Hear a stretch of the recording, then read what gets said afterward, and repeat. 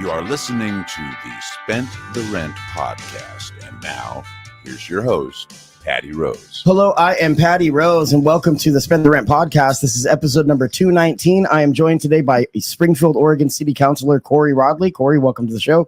Thank you for having me. I'm so excited to be here. Yeah, this is, I think, the third or fourth time that you've been on. First time in the studio. You were gracious enough to come on back in 2018, 2019 when you ran the first time. This is now you were in your second term. You were just reelected, unopposed in the primary. Springfield didn't have a lot of competition with city councilors. It was kind of interesting, and I think that's telling of the work that you're doing.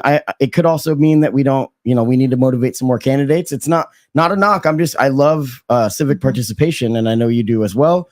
But I think that, with you, with Sean Van Gordon, a lot of the candidates that were on there, it was like, I'm not going to run against them. People are liking what they're doing, so people elected you back in. I'm glad that you could be here to chat with me today. We got a lot of stuff to talk about. So yeah, thank you. Let's see. So this was a much different race than the last time that you ran. The last time you had two incredible opponents, and the last time you were on, you had made a kind of a funny joke about how you found yourself almost being kind of the conservative one.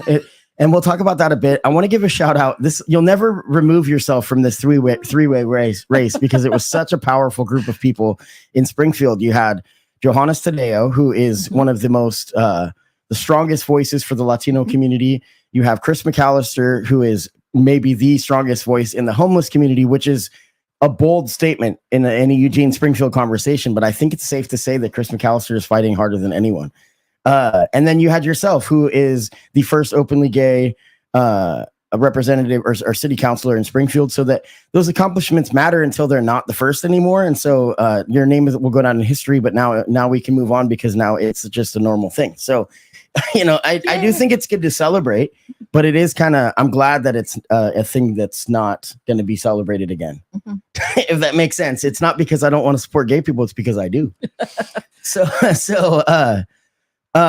Springfield's been up to a lot of exciting stuff. So we're going to talk about a little bit of that. I won't get big into the road bonds. The road bond was passed. That's great, but I don't think there's a lot of interest in talking about it anymore. I think that it's obvious that roads need to get fixed. Now we'll have the funding. Great deal. So what are some of the other areas that the community may not know about that you and the other council members have been working on? Well, and I appreciate you bringing up the road bond because those things are exciting to some of us, right? Sure. That's how we build the infrastructure.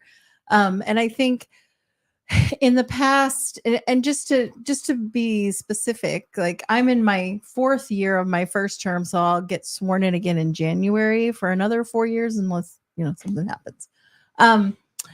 Unless you're forced to step down. Unless I'm forced to step down. That's a joke. That's a Democratic Party joke. We'll get to that later. And I also have to say, I mean, you ask a question, and now I want to go back a little bit, but I really appreciate your spin on the election because for me, one of the things I loved about the last time is that I hoped that was going to be just the way Springfield elections go, that we were going to have that kind of diversity and there was going to be that kind of engagement. And so I actually was kind of disappointed when nobody filed because I was like ready for more of that because I think it's so healthy and it's, I'm just love the democratic process. And so when I saw that everybody was running unopposed, I was like, well, I don't think that you're ever going to find a campaign that you're going to run against three people that have as much tact and that have as much willingness to work together.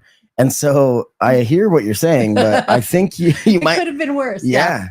But when it comes to like things that are going on in Springfield that people don't know about, I think that people, once things happen and you see it, you're like, oh, look, the Centennial and Mohawk were fixed, or you see things start to go up.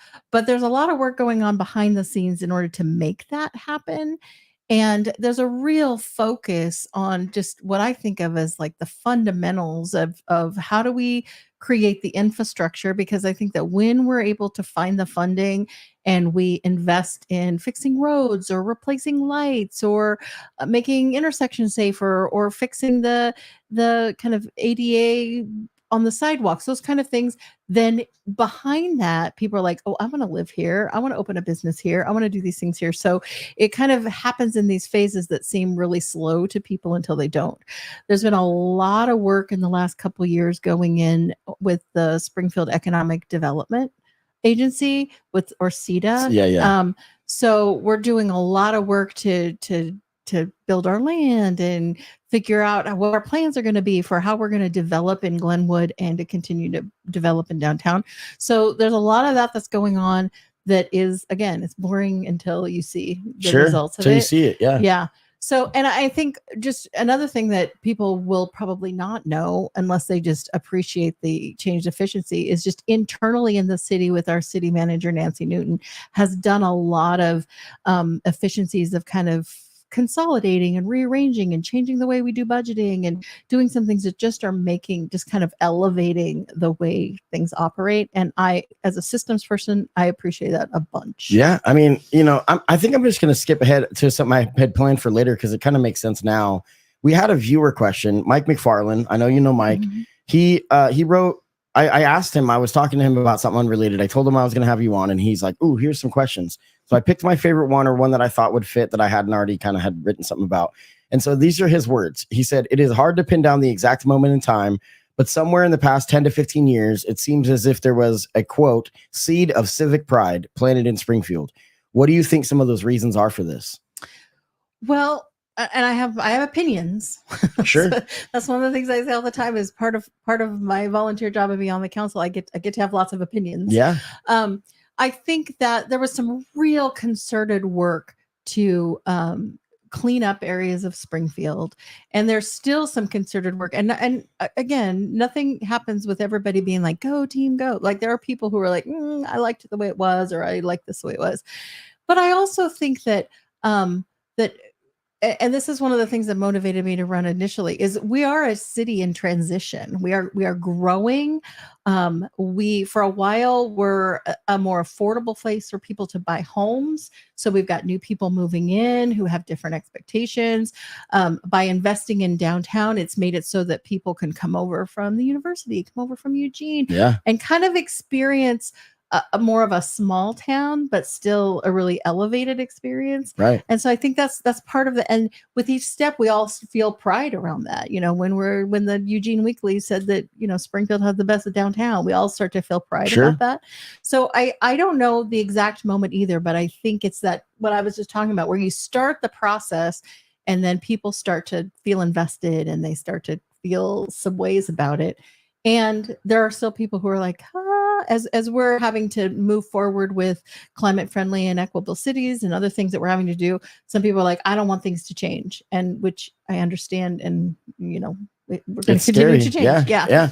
I will say that this is an area that Springfield and Eugene differ when it comes to the leadership, because I think that the answer that Mike might want to be hearing is that we have to give shout outs to the conservative party in our community that has been having a willingness to work with liberals in our community and vice versa, and I think that we can talk about that a little bit about, like people like Alan Stout, who's now on the board, who I'm okay with Alan Stout, even though I disagree with him on basically everything. I'm okay because I know that that's the point of a board. And so that's representative of our community of Springfield, where it is however much 53% blue or whatever, 56, whatever it is. It's not so extreme that you can just run on a safe seat. Right. I believe that if we're going to change this country, it's going to be in no safe seats. That you cannot just assume that you can't listen. You don't have to listen to the opposition, and that's going to be fine. And so obviously the previous mayor before Sean Van Gordon, Christine Lundberg, was doing a phenomenal job. And from everything I've heard from everyone, and people that I despise, like David Lovell, have their part where they do bring something positive to our community. And it pains me to say something nice because we have so much that where I feel like he's disingenuous by holding religion like it's like he gets to have it and others don't. But I do think that his vision for business hasn't been terrible on downtown. So there is, times when that's like the most half-assed compliment, but it's the truth. It's the truth and how I see it. Maybe one day I'll have him on. Alan Stout has encouraged me to talk to him, David Lovell, but I don't want to talk to someone that I know is just going to be disingenuous with me. So If you're unfamiliar, David Lovell is our Lane County Commissioner, and he beat Joe Burney, somebody who I know was fighting for the little guy, and it's terrible. So anyway, so speaking of that, what is it like behind the scenes with the council, and does it ever get contentious? Because I know that we can see a lot of the working meetings that you have, but there is behind the scenes stuff that goes down.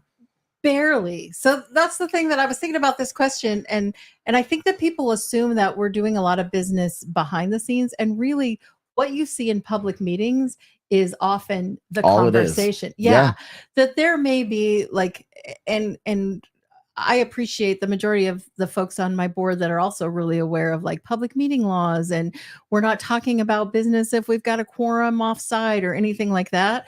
So, and I appreciate the role that the mayor plays, because I think of, if anybody thinks of like state or federal government, to a certain extent, our mayor kind of serves as a whip in terms of like, which is probably a questionable term to use, but just in terms of like letting people know what's going on, trying to figure out the speed, a little bit of a gatekeeper, which I sometimes get super crabby about in terms of like, when do we get to the things I want to talk about? Sure.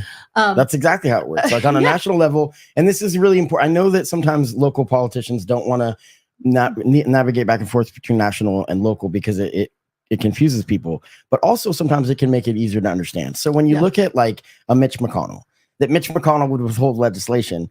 Essentially, the mayor is the speaker of, of that. And so they have that ability. And Sean Van Gordon is another person who is nonpartisan.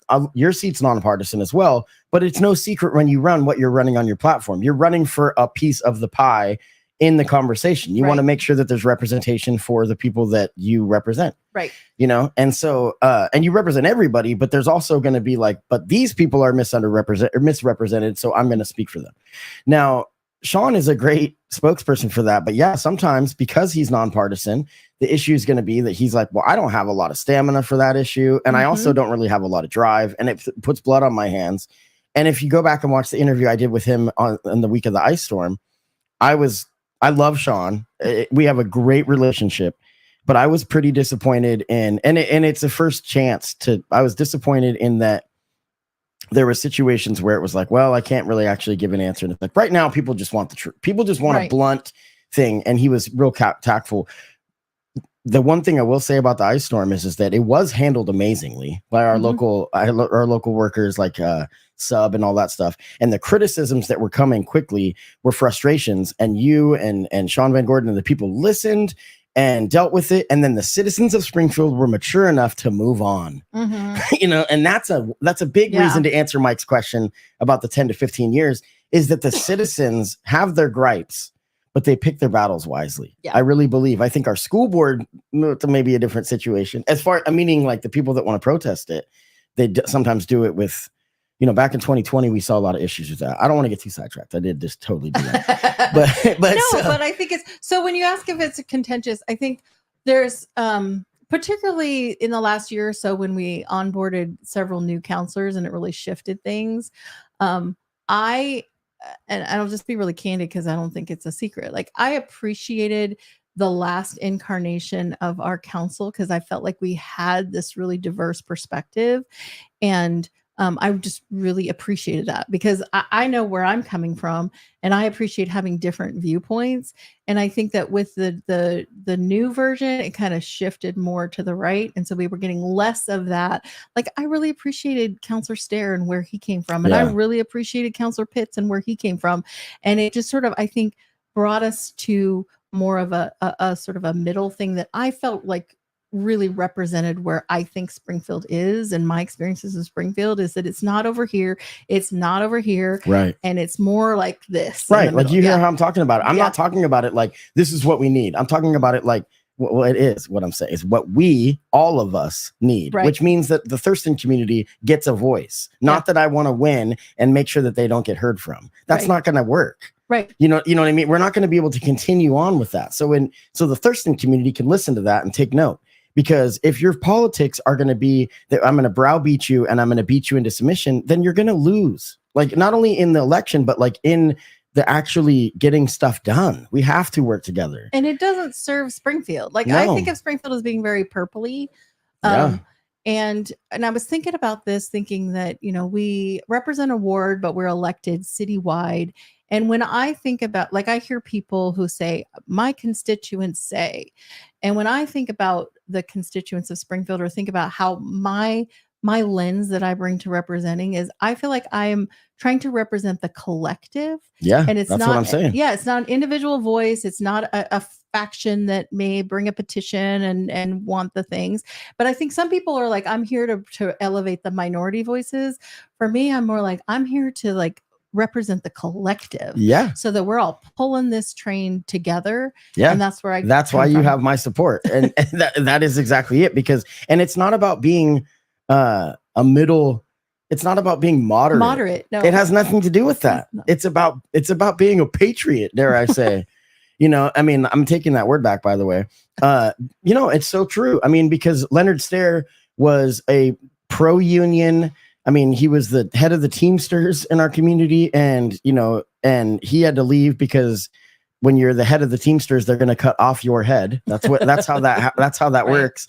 And so when things get if there's any issues, you're the one that goes. So when you make it to the top, it's a hot seat. And so when he decided to hop back in a truck, and he was on the podcast talking about it, and it was amazing. He's like, "Hey Patrick, can I come on? And I kind of want to quit my job." And shout out to Leonard Stair if you're listening. Happy birthday this week too. That's right. But he was a union guy, and I'm a barber, so I'm not in a union, and I'm not 100% always pro-union because I'm an independent contractor. And so again, do I want him on the board? Absolutely. Because people like Anthony Reed, who is in our community, that's a journeyman carpenter, and he has taught me how important union work is, and by conversations on this podcast. And Leonard Stair is somebody that was going to be he would never shy away from bringing it up about how does this work for the employees. And that's what you need on a board. I learned this from doing the show that, I've talked to you about this. When I had the vote, I voted for Johannes in the election. And the reason is because of I thought that the Latino representation needed a voice. It's still, you agree. Absolutely. And so I learned that in a board, you want a bunch of representation, as many different kind of boxes checked. It's not, we need the most skilled people, but we need to have the voices heard from. It's that simple. Now, executive positions, I have a different feeling. I think that should always be the best person.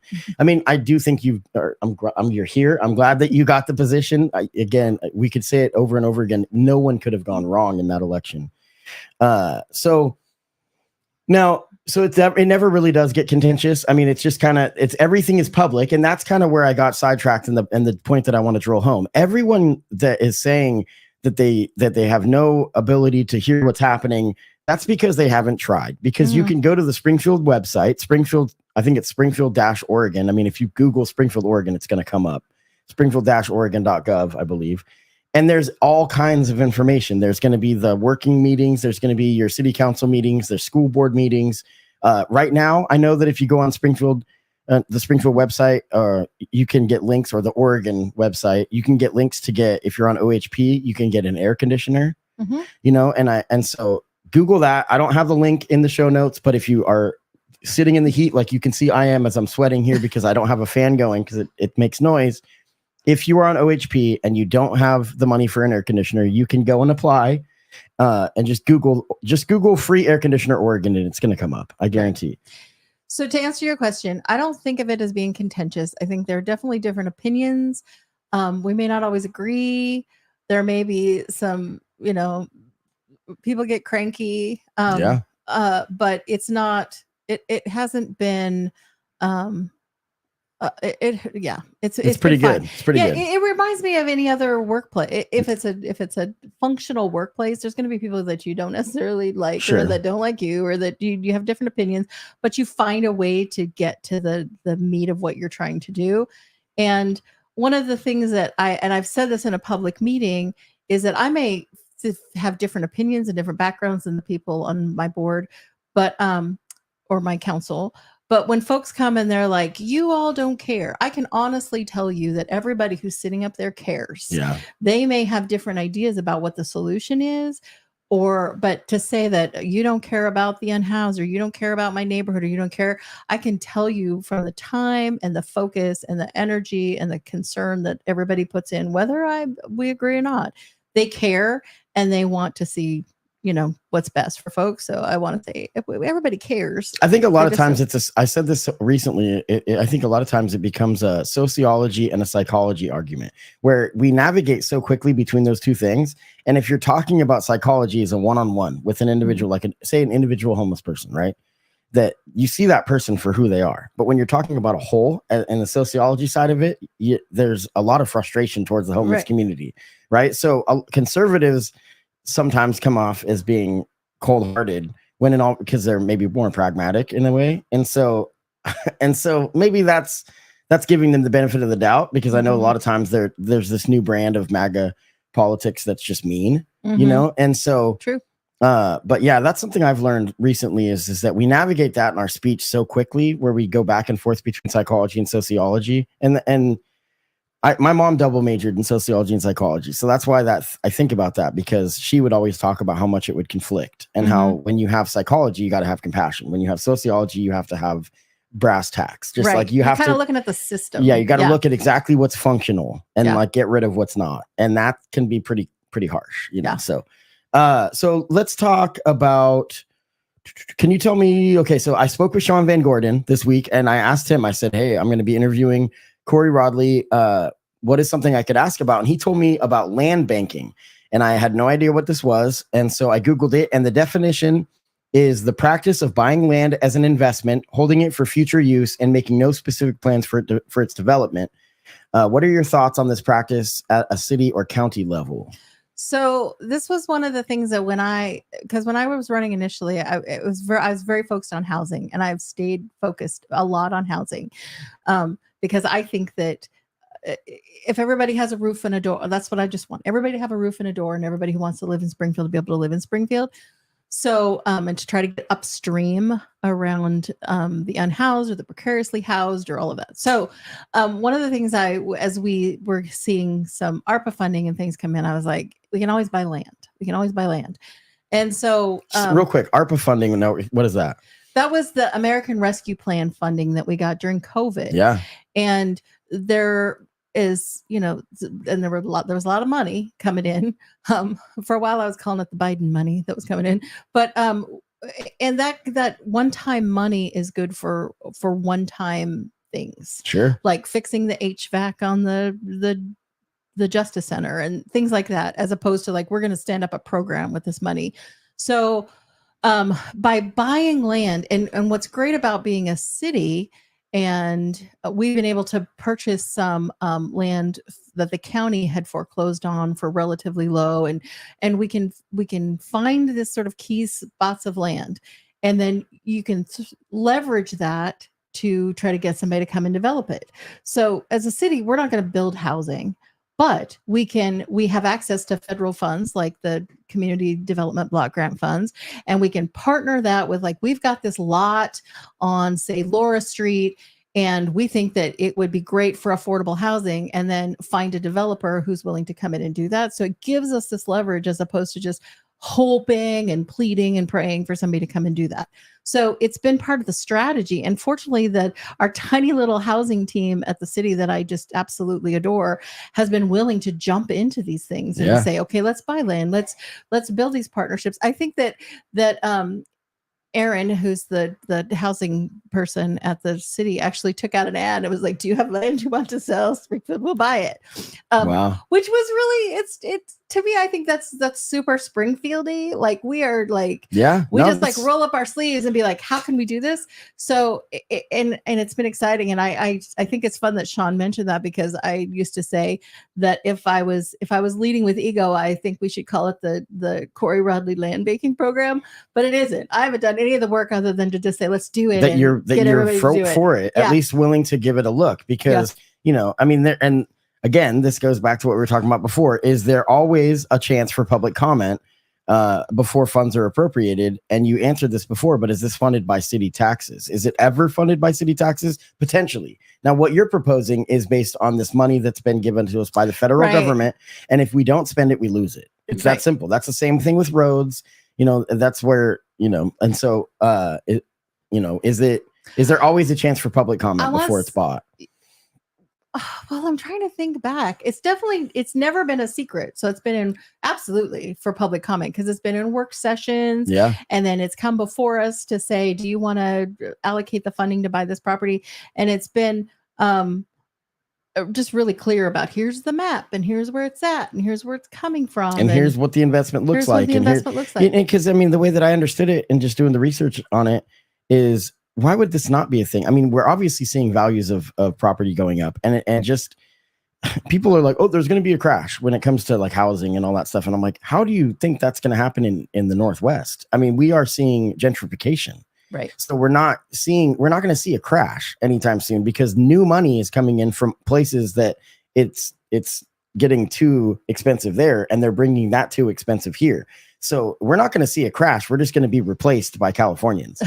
I'm in my 50s. I've been hearing that since I was a kid. I know, but it's true. I mean, maybe not as much in Springfield. What Springfield is being replaced, and this is a joke when I say this because it's the same community, but Springfield is being replaced by Eugenians because Eugenians are being replaced by Californians. I work on campus, and I can tell you right now that the property value or the cost of commercial property has gone from $1,500 a month to $6,000 in like overnight.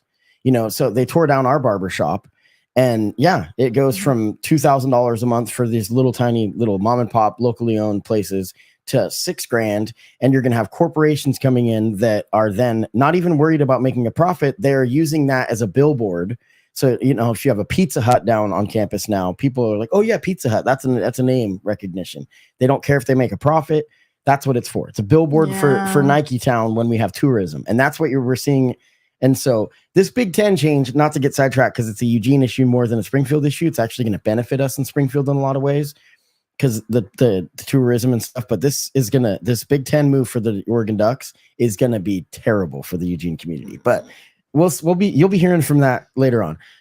So land banking, anyone interested, look into that, look into what Springfield's doing with it. There's a bunch of stuff on their website about it, but you could literally Google land banking, and there's information there. Actually, at this point, just go on ChatGPT because Google is dead. ChatGPT now is up to date. It used to be that it was like information that was out, and it's pretty accurate now as far as facts. I'm pretty impressed with it. So now Walkability Springfield campaign. Now this is something that is bipartisan support on a nonpartisan committee, but still, Alan Stout was on my show talking about how he believes that we need to be pushing for walkability. I've been hearing a lot about this, but I know very little about what it is. What is this push intended to do? The Walkability Springfield campaign. Well, I think that, and I include bicycles in that, just any sort of non-car, transportation. And I think it's not necessarily coming from Springfield. It's just like we're in the pot with everybody else. And I think that people want this. People want to live. I think of it like a small town within a bigger town. And part of why we bought our house over near Mackenzie Willamette Hospital, thinking of if we age in place, we've got the hospital there, we've got transportation. I swim at the Willamette pool right there. So it's like, what is close enough that you can walk to it, you can bike to it, it's safe for kiddos to move around in their neighborhood. And I think more and more we're all thinking about, particularly if we are going to get out of our cars, or eventually, and I know there are people probably on my council, there are people who don't want me to say out loud that, eventually we're going to have electric vehicles and, we're going to have enhanced public transportation and these things that are going to just increase the livability of our communities. That in order to get to that, we kind of think about, well, what are the nodal places where we can really improve the walkability of the neighborhood? So isn't there some kind of, tell me if I'm wrong, but isn't there a proposal? It's just kind of getting the feet in the water at this point, but isn't there some proposals of like reaching out for public comment to the citizens of Springfield to find out, is there an area of town you think might be better? Now, what is that program or that situation? The state of Oregon came up with what we have is what is called climate friendly and equitable cities, or CFEC, as you will hear us say, because we immediately turn everything into acronyms. Right? Yeah. And it's required by the state. And one of the requirements is that we have to identify areas within the city that we can increase the densing of housing, and make it more walkable. And it's going to have all of these, there's all these little pieces. Well, what we wanted to do as a council, and with our staff doing all the hard work, is actually reach out to people, because I have opinions about this would make a great area or this would make a great area, but we want people to be able to weigh in on it. And a lot of folks have been crabby about it, just to be honest, because they're like, well, what does that mean? Folks like the citizens have been kind of irritated. Yeah, that the residents have been kind of irritated, because they're like, what, you're going to put how many new units in my neighborhood? But the truth is like Springfield, we don't have a lot of urban growth boundary. We're a narrow little city, sort of sandwiched between two rivers. But we do have big lots and areas that could be developed. Yeah. So I assume that what we'll end up doing is picking a few different areas, depending on the feedback from residents in the community, so that it's not like everything's going to go into one place. But we already are leaning into density in downtown.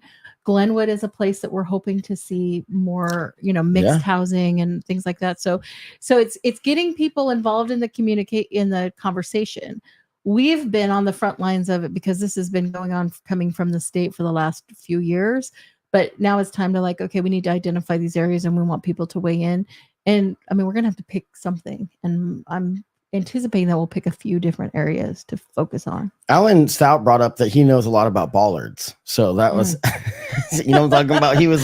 Those are those things that I think they're called bollards, right? So that they're like the little stopper that you don't drive through a business. Yes. And so I was joking with him because he works with rhubarb, so I was like, is that just because you're trying to make profits? Like you try to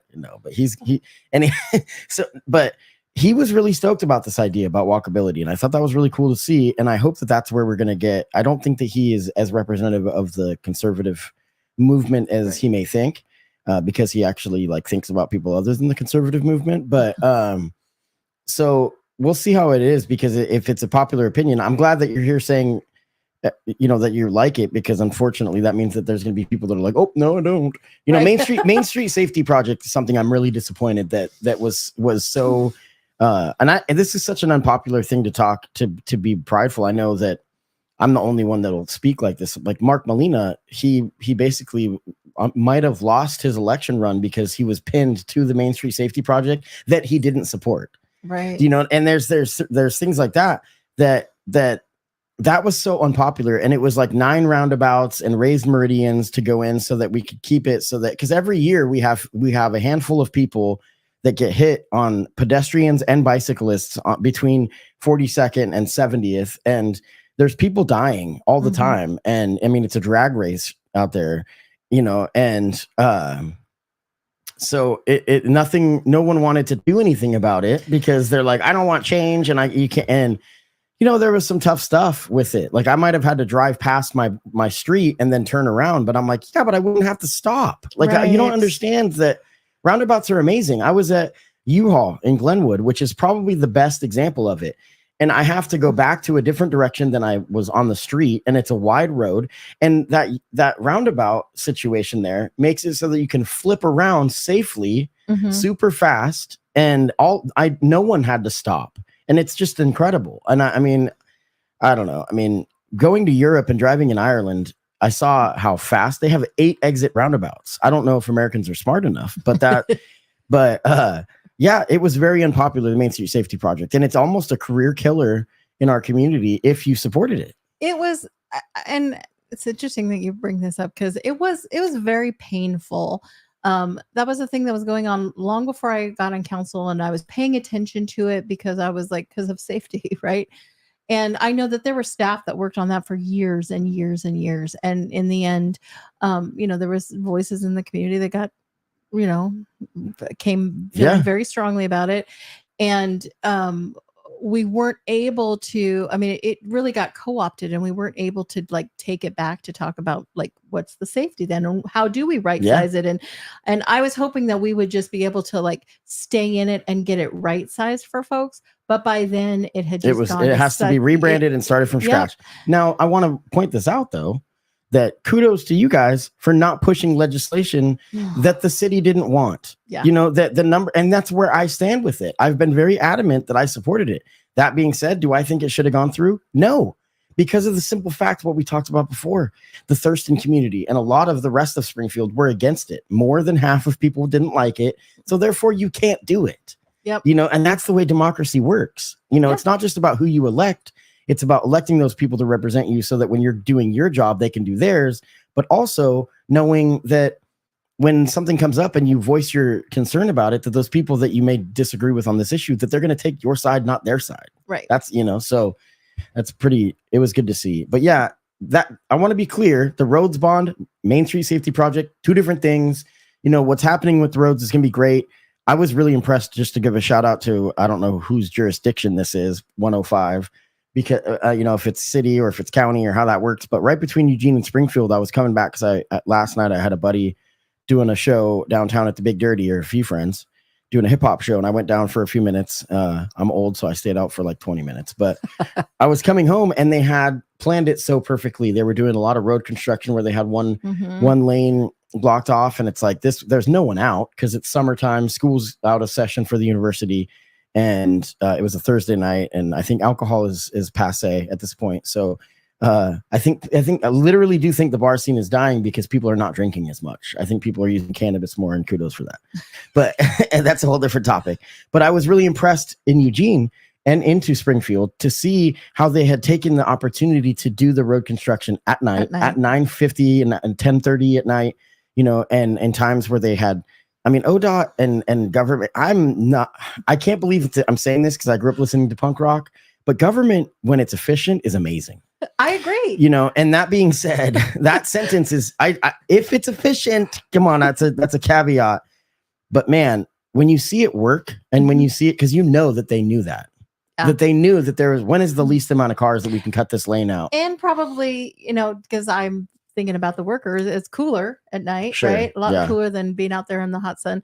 Yeah, I agree with you. I'm very much a systems and structured person, and you know, I work for the county in my day job, so I am like, how do we make government really work for the people? And when it works, it's beautiful. I've been thinking about that because I do want to start having more conversations with conservatives. For one, I'll be honest. One of the reasons I haven't is because I had to like kind of get my chops first. I had to figure out how to do an interview where it was a little bit easier and safer, because those are going to be more contentious. But one of the things I want to ask people, it's like, so what do you tell somebody, like with healthcare, for example, it's like, what do you tell somebody that doesn't have money, you know, and doesn't have options? Like, what do you tell them then? Because I understand that we need to, like, you could address the problem of like, you know, healthcare costs are too much for each individual that's paying for everyone else. So now the person that doesn't have anything, where do they turn? Do you support services for people with nothing? Right. You know, and I just want to ask that bare bones question, because the answer a lot of times is no, that they don't. And that those people need to be removed from office because that's not actually being logical and being fair. I know that's not a roads issue, but like it's true all across the board. The Main Street Safety Project, where it's like, you know, the River Road, where they removed a city councilor because they were mad about a bus lane. And it's like, but you don't understand that there's like actual data that is showing that when we put on all these new houses out there, there will be gridlock and traffic like we've never seen before if we do not get people using public transportation. It's yes, it's about climate change. Yes, it's about these different things, but any of the things that you deny or don't want to believe, you could take those ones out and still have other issues that exist that are just as bad, or you know, or whatever. You know, nothing's as bad as climate change, but still, you know what I mean? Like that, it's like we can't just ignore the problems away. And there's no, and this is why, it's, you know, and you know that I think of myself as a progressive. I am a progressive, because there's really, in my mind, there's no stopping progress, and we either plan it.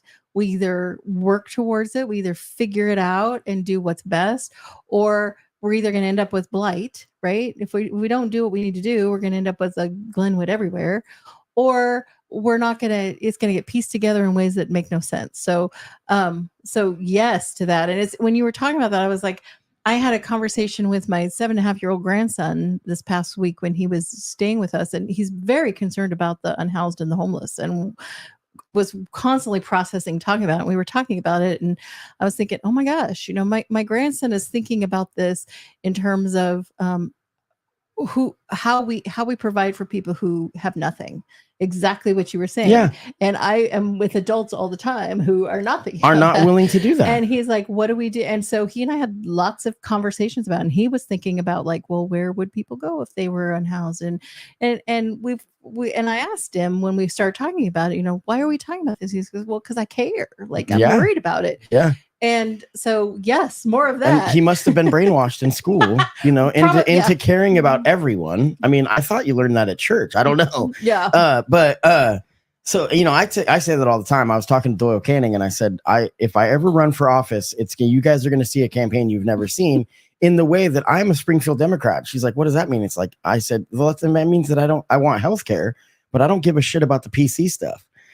And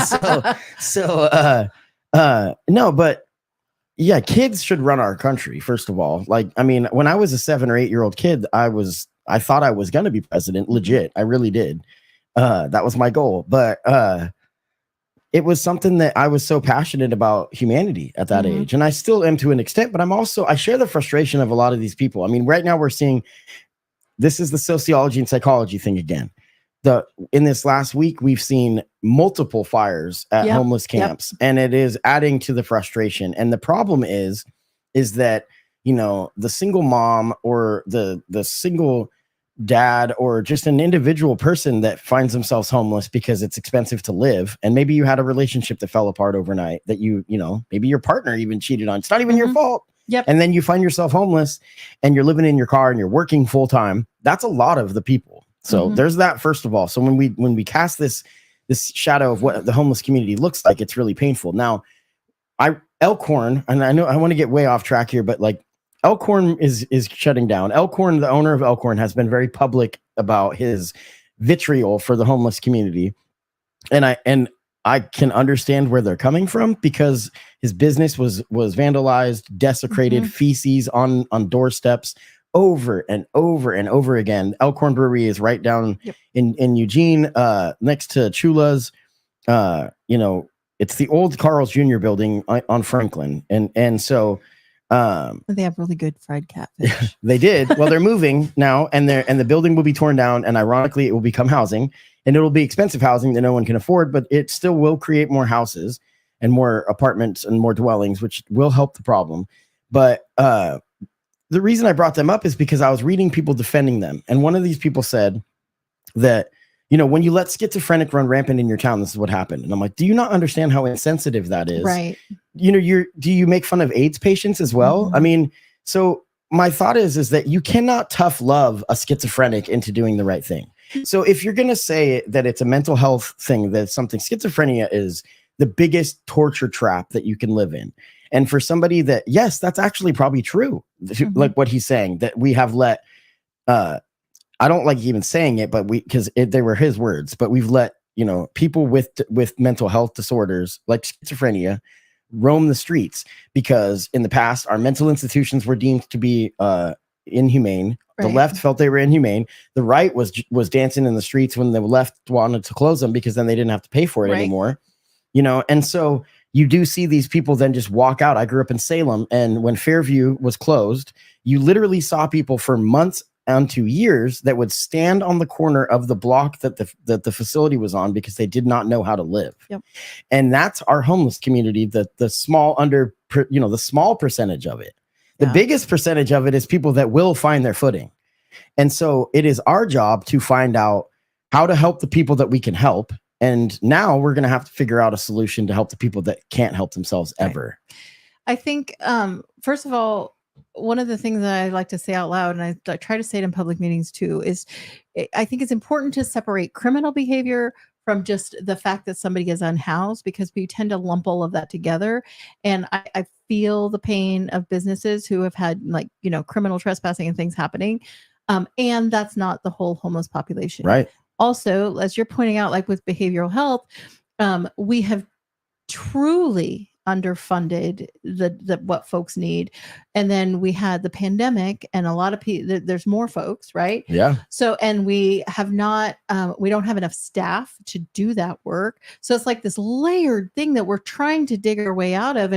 And what happens, I work in health and human services, and my career has mostly been in nonprofit, is because we're not taking care of folks on the front end. It's kind of like housing. Because people don't have housing, then it's the most acute folks who are needing the system, and we're failing them. Yeah. So, and I guess that's a different, in my perspective, is that they're not failing themselves. Yeah. They're not failing society. We are failing them because, again, I believe that there's a role for government. Yeah. And it's whether it stems from, birth, mental health, or drug addiction is a symptom of mental health, and I mean, I know that firsthand, that I have struggled with depression, with potential undiagnosed ADD, with maybe even autism, and to an extent, because as I get older, I start to see, I'm like, I am not normal, just the way that it is. I'm proud of that, but my brain doesn't. I thought that I was,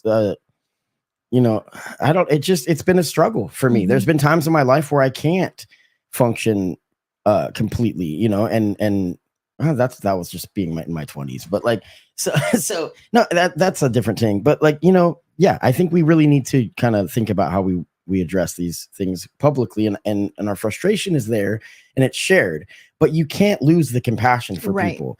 And I like what you said about separate the two, criminal and the houseless, because, just like when you hear people that's pushing the narrative that immigrants that are coming up here are just raping everybody, I mean, first of all, it's absolutely not true. The criminal rate of an immigrant is less than a citizen, period, flat out, full stop. Now, that's a scary, that's an old tactic that's been used. It started in the 1930s with the Klan and the Birth of a Nation, where they're like, make sure when you talk about a black man that you make sure that he's an angry rapist. Right. So if somebody commits rape, they're a rapist. They're not a homeless person. Right. Do you know what I'm saying? You know what I mean? I mean, it's that simple.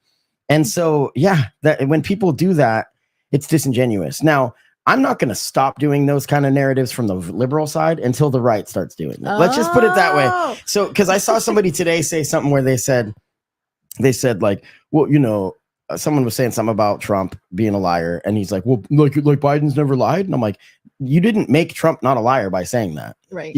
So anyway, I know that I'm bouncing all over the place. So I want to talk about baseball, and then we got a couple more things and we'll get out of here. So, it's really sad that the Eugene Emeralds are no more. I mean, we got next year probably is going to be it. I went for the 4th of July, and it's as good as it's ever been. It took me a while to love PK Park because of the loss of Civic. And I started to realize, I mean, it really made me just mad at the U of O for not trying to help at all, because the university showed that we can do everything we can in this community to help the university, but the university doesn't give a crap about the city or the citizens.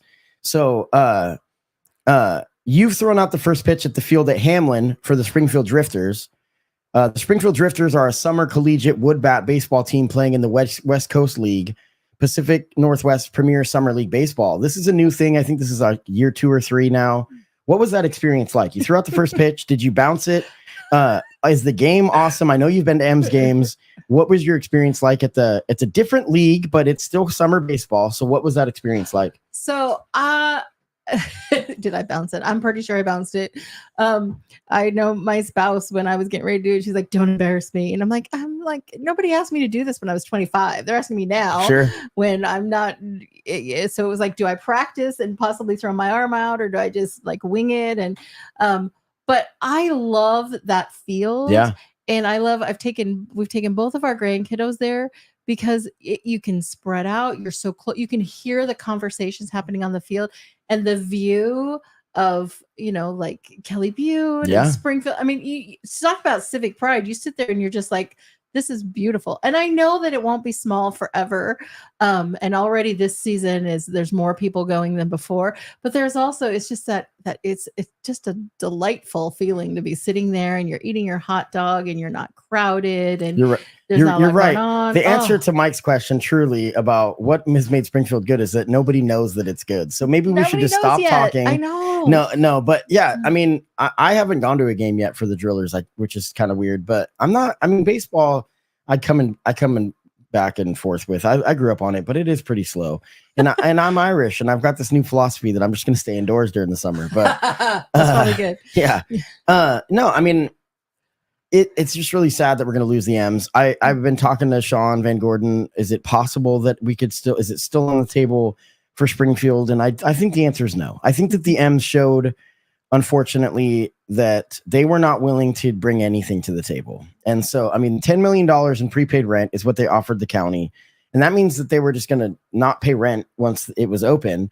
And so it's like, yeah, that's not really you doing anything. Like, that's just the city giving you a stadium. And I don't really know if with this landscape of, it's not even about the economy. People want to point to the economy. It's about the gap between the haves and have-nots, right, that is getting wider and wider, because the economy is doing good for many, but only if you have money. I mean, I think Biden is growing the middle class. I really do. But that being said, the gap between the haves and have-nots, the top and the bottom, is still getting wider. Yep. It doesn't mean that there's a bigger middle class in it. It means that there's new big wealth and more poverty.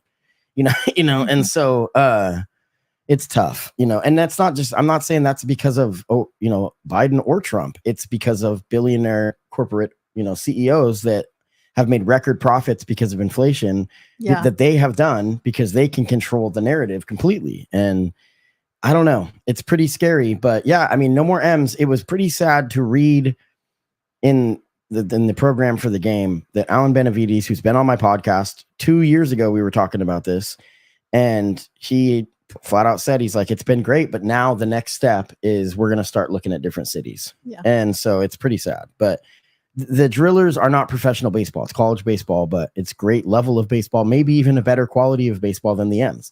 But that being said, like, to lose a professional major, a minor league baseball team, you're never getting that back. Right. They'll never have it in Eugene ever again. That's pretty sad. Yeah, that is. Now, before I talk about Biden and the national situation, I wanted to give you a chance to say something about a national or a local nonprofit that you'd like to give a shout out to. And I love that you put this out here, because I come from the world of nonprofit, but I couldn't narrow. I have two. Sure, I couldn't that's narrow fine. it down to one. I was like, one. I am a big fan and supporter of Hope and Safety Alliance, which used to be Women's Space, and they support people who are trying to escape domestic violence. I think of them as just like a pillar of public safety. Really, I didn't know that they changed the name, and I'm glad that they you did. So Hope and Safety Alliance. Okay. And then the other organization is I have been a longtime supporter of an organization that was called Huerto de la Familia, and they have merged together. There are 3 organizations that have merged together. Centro Latino, Huerto de la Familia, and Downtown Languages have become Plaza de, and this is my Plaza de Nuestra Comunidad. And so they've come and they spent several years coming together as an organization to support Latino, Latinx folks, from newly arrived people to helping folks with jobs, to the Huerto de la Familia always had the family gardens where people could, garden culturally. And they also serve as a business incubator for folks who have, want to start a business, which I also think is just fantastic. So now they've come together and they have this shared leadership model.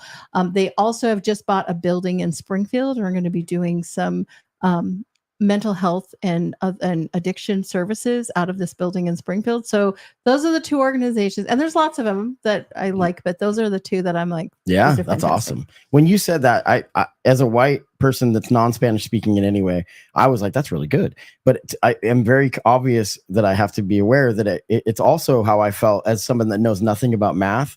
When I listened to Terrence Howard talk about math, I was like, maybe he has a point here. And then my partner, she's a mathematician. She's like, no, he's wrong, flat.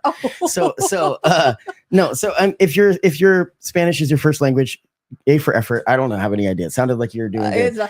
About my daughter teaches math at Springfield High School, and she minored in Spanish. So she has enough Spanish that she also sometimes gets in trouble, and her students her new arrival students tease her, but when she hears me try to do it, she's like, It's still, "Stop copying." no, I Stop commend you, because you remember in that election a few years back when Beto O'Rourke and all the different people started speaking Spanish and they tried to one up each other, which is cool, but it was kind of funny and awkward. Yeah. But anyway, no, and I want to I don't know the names of the organizations. I know Safer is one that is kind of Latino driven in our community, but man, there is some people in Springfield primarily, over Eugene even, that there's the Latino community is just a lot of people that are putting in a ton of work to help. And it's not just to help the Latino community, it's to help the underprivileged. It's to help just poverty-stricken communities, period. And that's what I learned when I went to these Safer events. I was invited to participate at the 25th anniversary for Safer. Safer is the Springfield Alliance for Equity and Inclusion, I believe. Is that respect, equity and respect? Okay.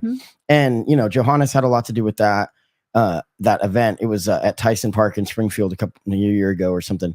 And I'll go anytime they invite me. I asked him when he's like, I want you to go. It's a diversity event. I'm like, well, are you sure you want a white dude? And he's like, well, yeah, that's part of diversity, bro. And I was like, yes, I love that. That it was like, everybody's welcome. This is a neighborhood event. It's an opportunity to meet people. And they were having a little, fundraiser, and everyone went to each other's booths. We had a lot of journalists there. We had the Democratic Party, Leonard Stair came out, brought Sean Van Gordon was there. It was great, and I mean, I was honored because I was sitting next to the Eugene Weekly and the Register Guard, and I'm like, whoa, I'm not an actual media person yet, but like, this is nice.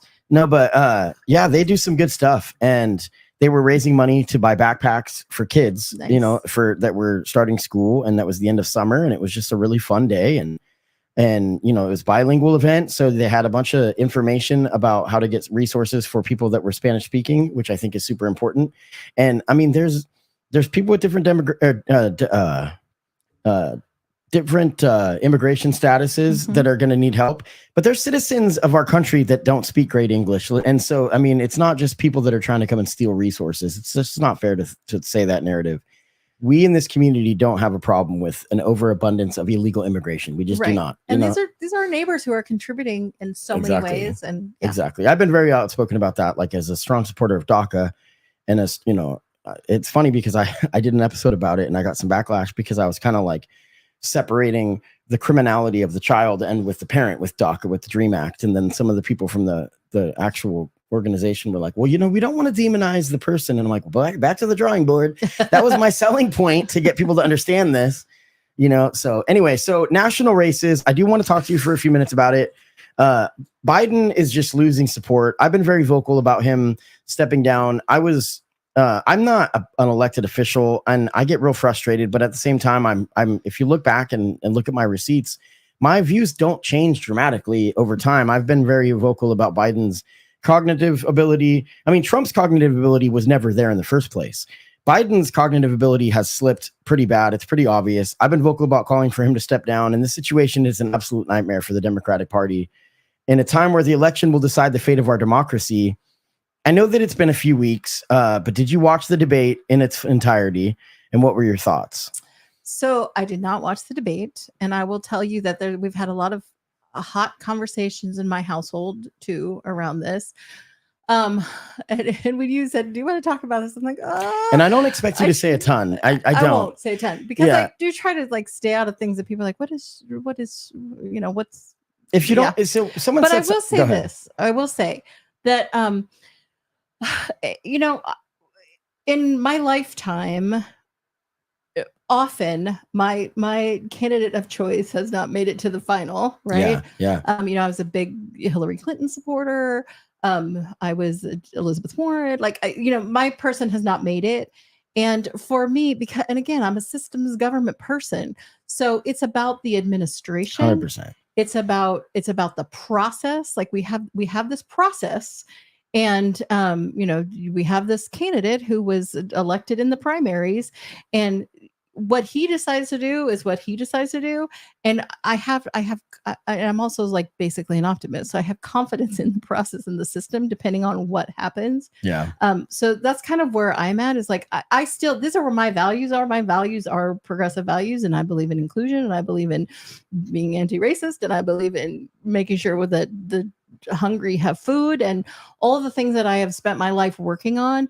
And so that is why I will support a Democratic administration in this election, especially because it's pretty clear. Because I mean, Trump has put out a platform that Project 2025 has been talked about and will continue to be talked about. And now, as Trump tries to separate himself from it by having Agenda 47, which is lipstick on a pig, it is exactly the same thing, churched up for the election. I mean, there's Mark Molina this morning posted something on Facebook that was flat out fact. He said 30 of the 31 people that were the writers of the Heritage Project 2025 were now on the short list of people that they're vetting to be in the cabinet. So that is not conspiracy. That is fact. So I have to hand it to the journalists in the way that they've covered Trump on 2025. It's funny. I'm finally, for the first time, when we talk about Biden's cognitive ability, I'm going to nail Trump first, because the Project 2025 is atrocious. I mean, essentially, it would make it illegal to be transsexual, to be transgendered in our country. It would make it would make it to where federal government, you have to be conservative, literally. And that's not just me saying this. Right. It is designed that if you don't share the values of the president, you will be removed. And that is unacceptable. That is not how to have a functioning government. That is an autocracy. And I can tell you right now that what comes from that is destruction of our country, not just in a figurative. We will literally see rioting in the streets because there's so many people that will be like, nope, that's it. Our country's gone. And that's not hyperbole. That's fact. Well, and I just to, I'm like, Kori, don't jump in here. Yeah. But I also think that it's also telling that, post, and like I said, I did not watch the entire debate, but I think sometimes we Democrats, sometimes we progressives, and one of the things I've always liked about being a Democrat is that we tend to tussle it out amongst ourselves and then move forward. But I think that nobody's calling for the other candidate to step down, or questioning the other candidates, whatever, all the things, cognitive ability or any of those things. We immediately go to like, oh, well, Biden. And I'm like, maybe we're not, I don't know that we're paying attention in the places where we should be paying attention. And where the outrage should be is not necessarily, I think, on the current administration, but on what the options are. Yeah. And as far as Biden, it's Kamala Harris's job. That's where I'm at with it. It's not. I've never been a fan of either Biden or Kamala Harris. I'm pretty public about that. Kamala Harris overall, I thought, was best served in the Senate when she was calling people out, and she's tough. She's a pit bull. She's a former attorney general. And so I thought that's where she was best served.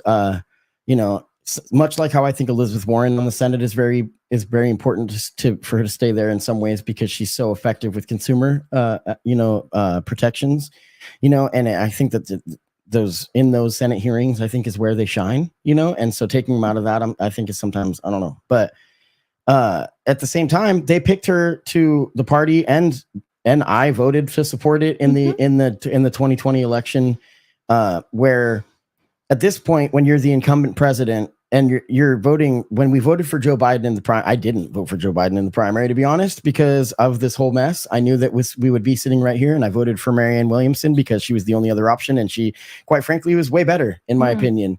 But that being said, I of course will vote for the Democrat because Trump is a monster. But Kamala Harris was picked to be vice president, and so it's a no-brainer. If you support Biden at this point, then you are voting for Kamala Harris. So if I vote for Biden, we know full well he will not make it through the 4 years of this next election. Everyone knows that. He will not be the president all 4 years. He probably will not be the candidate. I think that they're actually being smart, and they look at how American politics have become populism, basically, and it's become pop culture.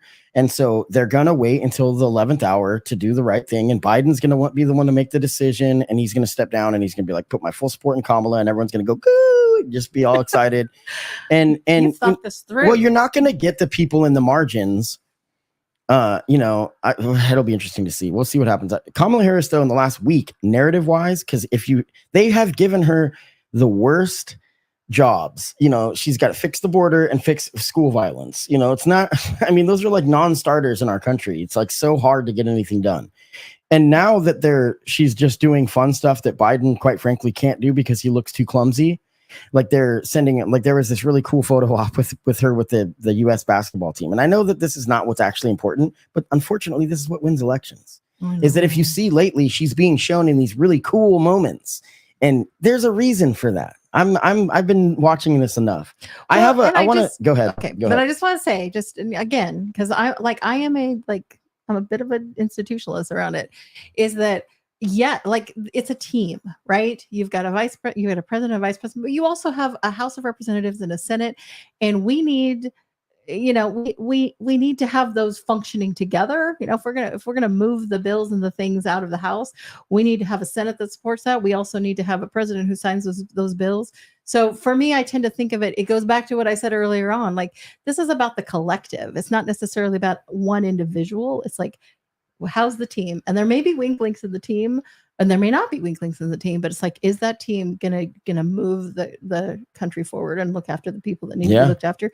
And that's where I believe. And it's pretty clear. It's pretty clear. So I have some viewer comments before we get out of here. Thomas Huda said, "Y'all rock. I think Glenwood has a bright future." Thomas is a dear friend.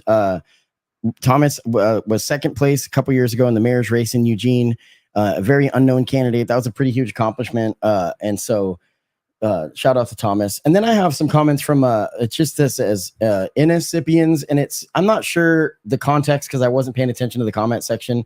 They had left some comments saying, I don't know the context. It's that something about feels effing legit when all right-wing streams are just pre-recordings. I don't know if they're calling me out or if they're commenting on something I might have said, so I'm just going to kind of ignore it because I missed the context. To be honest with you, I've been told by a few people lately that they think, and I'm just going to address this because it's hilarious, that they think that I'm some kind of like, I've been paid by the Democratic Party or something. I wish, I do make a little bit of money with this podcast in the high dollar amounts of about $125 a month. So yeah, incredible stuff. It's definitely, that's more than I make being a city councilor. So. Well, that's fair. That's fair. Yeah, that's another thing. I mean, it's like, this is volunteer work that you do. This is real civil service. I mean, I don't know. I do this podcast because I enjoy it. And the reason that I don't talk about Republicans is because I don't really want to give them time. You can do that your damn self. I don't need to do that. This is my personal podcast that I've decided to educate myself on local politics. And like I had said before, I have people like yourself on that I share a lot of views on. I've had Alan Stout on. People have called me out. They're like, you don't interview Republicans enough. I'm like, why? I'm not doing a show for you. I'm doing a show for me. Right. I make my podcast. If I made it for an audience, I would have already stopped because I have like 70 people that listen to every episode. This is not very huge. Okay. That being said, if you'd like to sponsor the podcast, you can go to strpod.com/sponsors and you can find out how. Anybody that calls me fake news, keep at it. That means that I must be doing something effective because it's not fake. I'm not bought and paid for by anybody. It's pretty transparent. I am an LLC. You can find my records. I mean, last year I brought in $3,000 for the podcast. Ooh. So I'm very transparent about it. But if you think that's a big enough number for me to just be, this is what I think. These are the things that I think. Yeah. So I don't know if that's what they were trying to say, but there's a bunch of comments here that said, every time there's a Republican stream that's just bought streams and restream. I don't even know. They're full of shit. So you can go F yourself. But anyway, Kori Rodley, thank you so much. I think that one more thing I want to say before we get out of here. I want to remind people the dangers of floating both the Willamette and the McKenzie rivers. With this past winter's ice storm, the rivers are full of broken tree limbs and more extremely dangerous, unpredictable outcomes, like a popped floating device or worse, a lacerated torso, leg, or arm. And these are just things I came up with that I know that right now we have these crazy jagged-edged limbs that are at just under the surface of the river, and there's spots of the river that are 100% not passable. Mm-hmm. So for people that want to float the river, this is not the year to do it. Like, you're going to have to find a pool, or you're going to have to find a lake, or quite frankly, where you might be able to scope out the area before, because moving water, I don't know. But if you're going to do it, wear a life jacket, and then just be understood that is not, our river was not designed for recreation. It's designed by nature. And so, and yes, there's dams and there is efforts to clear it and things like that. And that will have to happen because we know that people will be doing it. But unfortunately, people think that it's like, this was this God-made thing for us to party in. Recreate, yeah. And it's a beautiful thing. And I'm glad that people love doing it, but I've done it before and there's always a hairy moment. And this summer, it's not about will there be a hairy moment or when or if, it's when, because it's going to be terrible for you when you float the river this year. That's the way that it's been. I've talked to a lot of people that I'd say probably, 6 out of 10 of the people that I've talked to were like, dude, that was not good. Like there was a moment where we almost died. I think I was just talking about this with someone yesterday. Usually by this, when the weather gets really hot, the water levels are lower, but we had a bit of a milder spring and we had a lot more, snow melt and such. So they're higher. And I can tell you, I feel for our first responders and people between having the river rescues. And I was just talking with a sheriff's deputy at the county earlier this week about the river rescues, and the fires that folks are starting. It's a lot. And this not only puts our community in danger, but it puts these individuals who are our first responders in danger. So make wise choices. I support you on this one. Yeah. Yeah. This person is commenting on Twitch. I don't know how Twitch works. Maybe I won't use it anymore. And then they're just irritated and telling me that I seem disingenuous. So, okay, cool. Thanks. Love you too. But anyways, yeah. Kori Rodley, thank you so much. You're on recess right now from the council. Is that correct? We are from council meetings. We are, as I was telling a friend of mine, I still get to do a lot of the fun stuff, the committees. And that's been a place where, I've been able to really find some effectiveness in some of the committees that I serve on and the other work that I do. And I get to come do stuff like this because I've got time. And but I get to be home on Monday nights for supper. I'm going to be doing a really cool podcast. I think it's August 2nd. That might be my next one. Typically I take time off, as you can see me sweating if you're watching this on YouTube.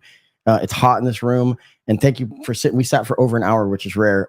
But I do have an episode planned, a really exciting one. I'm going to have a representative from Square One Villages and a representative from Selco, and we'll be talking about the $200 grant, how that came to be, how there's the Step Up program or Steps Up program for Selco. We'll talk about that as well. There's opportunities for local people to apply for grants to help in many different areas, not just houselessness, but definitely with homelessness or houselessness community.